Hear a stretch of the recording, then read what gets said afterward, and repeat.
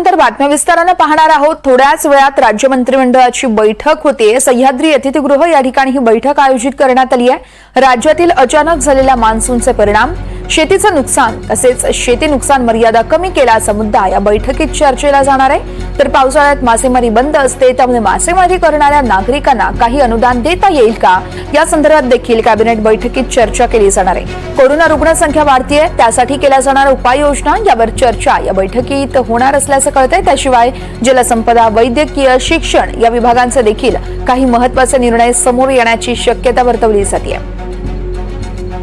या संदर्भात सागर कुलकर्णी आमचे प्रतिनिधी आपल्याला सविस्तर अपडेट्स देत आहेत। सागर, राज्य मंत्रिमंडळाची अगदी थोड्याच वेळात बैठक सुरू आहे। आपण पाहतोय राज्यातली सध्याची परिस्थिती पाहिली तर नुकसान असेल, यासोबतच कोरोना रुग्णसंख्या असेल आणि इतर देखील मुद्दे अतिशय महत्त्वाचे आहेत। कोणते निर्णय होऊ शकतात आजच्या बैठकीत? राज्य मंत्रिमंडळाची बैठक पुढच्या काही क्षणातच सह्याद्री अतिथीगृह इथं होते। राज्याचे मुख्यमंत्री देवेंद्र फडणवीस तसंच इतर कॅबिनेट मंत्री इथे उपस्थित झालेले आहेत। आज प्रामुख्याने जे मान्सूनचं अचानक आगमन आणि त्यामुळे झालेल्या मोठ्या प्रमाणामध्ये शेती आणि शेतकऱ्यांचं नुकसान या संदर्भामध्ये काही महत्त्वाची घोषणा होते का, याकडे सगळ्यांचं लक्ष आहे। तसंच राज्यामध्ये कोविडचे रुग्ण सगळीकडे वाढत आहेत। राज्याच्या आरोग्य विभागाच्या वतीने कालच याबाबतची एक SOP जाहीर करण्यात आलेली आहे। त्या अनुषंगाने सुद्धा काही इतर महत्त्वाचे निर्णय होत आहेत का, हे पाहणं गरजेचं असणार आहे। जलसंपदा, विधिमन न्याय तसंच इतर खात्याचे काही महत्त्वाचे निर्णय सुद्धा आजच्या कॅबिनेटच्या बैठकीमध्ये चर्चेला येणार आहेत असं समजतं। या कॅबिनेटच्या बैठकीमध्ये कोणते निर्णय होत आहेत हे पाहणं गरजेचं आहे।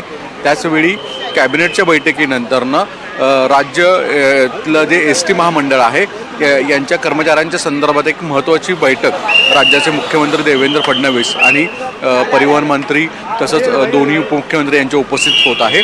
राज्य जे STचे कर्मचारी आहेत त्यांना कॅशलेस आरोग्य विमा आणि त्यांच्या जे थकीत रक्कम आहे पीक विमा त्यांच्या पगाराची, या संदर्भात काही महत्त्वाचे निर्णय या बैठकीमध्ये होतील असं म्हटलं जातं। त्यानंतर राज्याचे मुख्यमंत्री हे पुण्याच्या दौऱ्यावर असणार आहेत।